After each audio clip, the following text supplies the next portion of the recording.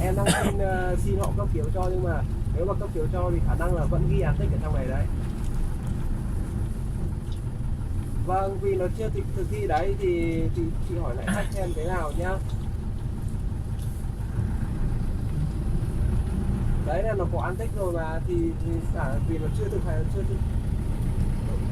đúng rồi, nó chưa thi hành nên là bắt buộc, nếu mà cấp phiếu mới thì là vẫn phải ghi có án tích thì đã chấp hành đâu. Đấy, còn phiếu hôm nay với này lôi chị phải đi qua nó đấy cả nhá. Nhá. Nhá.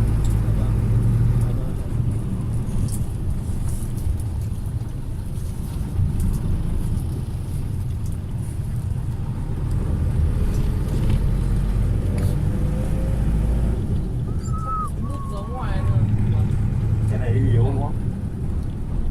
这些碟 À đây, cái ở cửa đấy là yếu.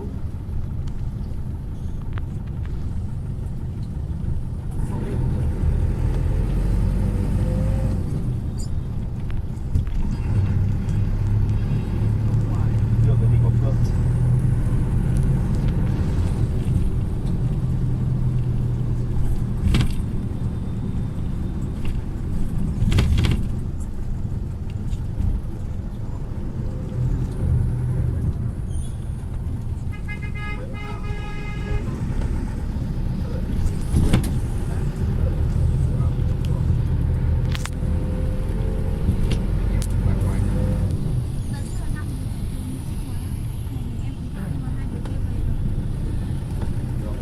这些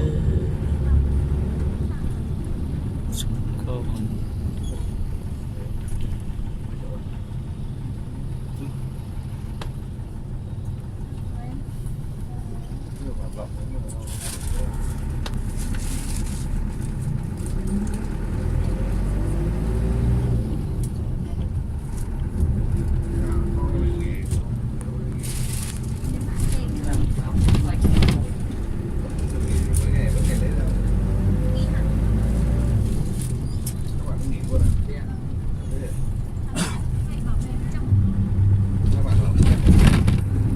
Bộ công an.